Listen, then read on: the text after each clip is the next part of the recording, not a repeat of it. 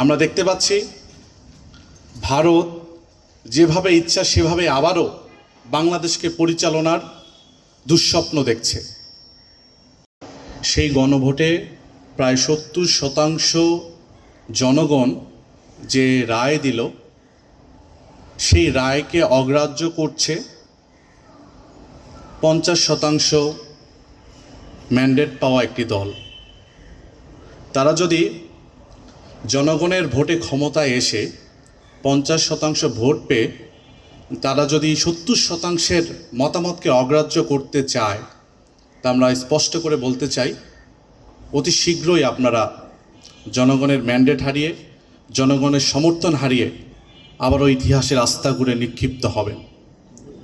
যে দল গুমের শিকার হয়েছে, যে দলের চেয়ারম্যান নির্যাতনের শিকার হয়েছে, প্রধানমন্ত্রী নির্যাতনের শিকার হয়েছে, তারা যদি এখন গুম কমিশন, মানবাধিকার কমিশন এটিকে বাতিল করতে চায়, তার মানে বুঝতে হবে রাষ্ট্রের, সরকারের ক্ষমতা আর দলটির হাতে নেই।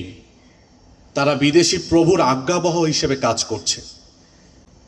আমরা দেখতে পাচ্ছি ভারত যেভাবে ইচ্ছা সেভাবে আবারও বাংলাদেশকে পরিচালনার দুঃস্বপ্ন দেখছে।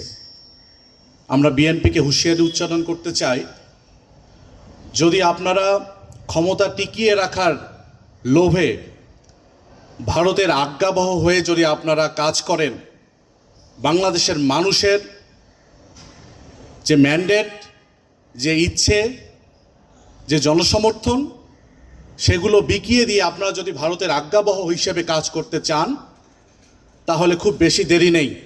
বাংলাদেশের মানুষ যেভাবে আওয়ামী লীগকে দেশছাড়া করেছিল, বাংলাদেশের মানুষ বিএনপিকে দেশছাড়া করতে এক বিন্দু দেরি করবে না ইনশাআল্লাহ।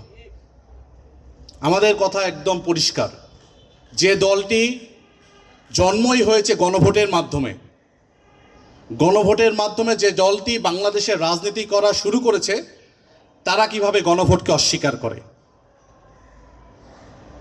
এবং পরিষ্কারভাবে দুদক, পিএসসি, ন্যায়পাল থেকে শুরু করে যে সকল সাংবিধানিক এবং সংবিধিবদ্ধ প্রতিষ্ঠান রয়েছে, সেই প্রতিষ্ঠানগুলো যিনি প্রধান, তাকে নিয়োগ করার ক্ষমতা প্রধানমন্ত্রীর একক থাকবে না।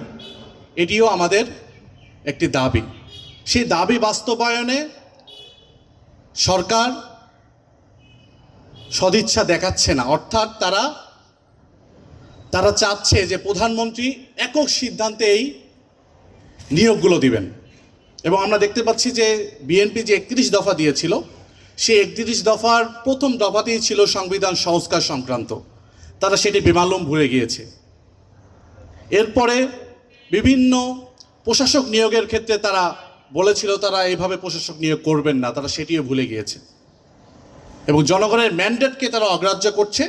যেটুকু সংবিধানে যেটুকু তাদের মন মতো যায়, সেটুকু অনুসরণ করে বাকিটুকু তারা অগ্রাহ্য করছে।